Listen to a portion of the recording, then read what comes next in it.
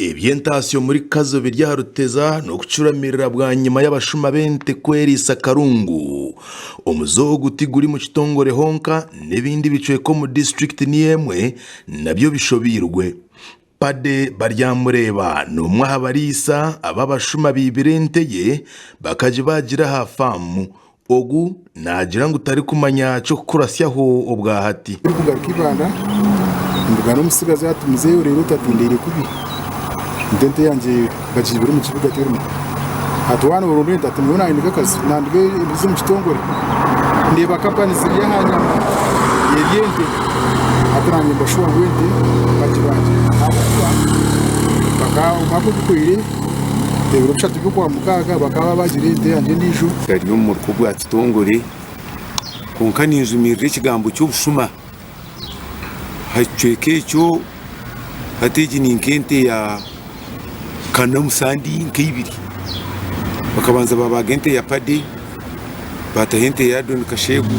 Meri Baryamureba ugu ni muka Baryamureba nariragangire koma nagira ngo bakehora loni ya sente bazigurente nguzibise kweka yabo konke cyo busasa beina zibazitwire ogu nataka naenda ngo government ebahwere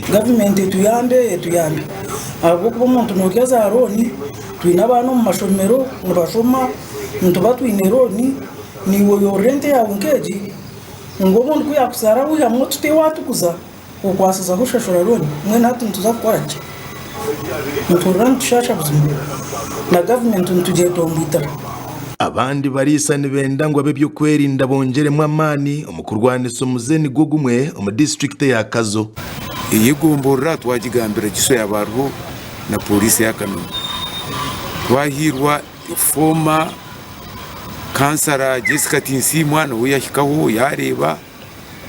na CID witu yashikaho yareba mwintingwa nyiki baratukore nitubu tukagera ukuganyugoma bari kuraho naho kandi bagaruka kwerata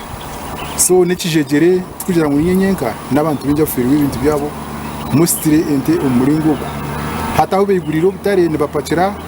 ezemerere ninga babaga kuba bagireki andebyo bikiryaho yo muhwezi wa RDC abwa district age Gasho Mushabe yahumuriza barisa ariko hamya ko abebyo kwerinda batandikiro gwabo gwo kucondoza kugira ngo umuzogu bagucendeze bakazobe bucende mbere hatubwaga konka tuje kubarwanisa tuje kubatunga mu government ne cyamanya nekora twashyireyo nahatiriwe tucondoza kandi ndabasha kutazobera kuri uyu mayirinde akingeje akikume abina amashetero kutirarunda bakumba katubasa kucendezo kushumura uyu musoro Gasho muyayongera yayigabarisa nabo kurinda amatungo gabo kutari kutegereza government kuba niyo yabahwera sasa munonga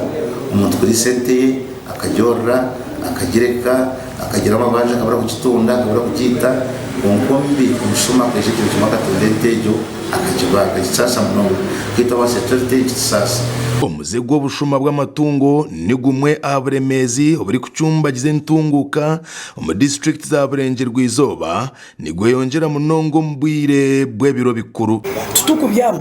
nturara ntureba twajyanga kwateho uburinzi urwo turwose hihi ubundi kuyakuza kujya kasita tukubyamo twabahura ngene kubizire n'icyo bomba kubaza bari wataho umuntu dosho tubagaruka heru wagaruka umuntu bo baba bari heru amakuru agagasha kwa Sima Naume omuri Kazo.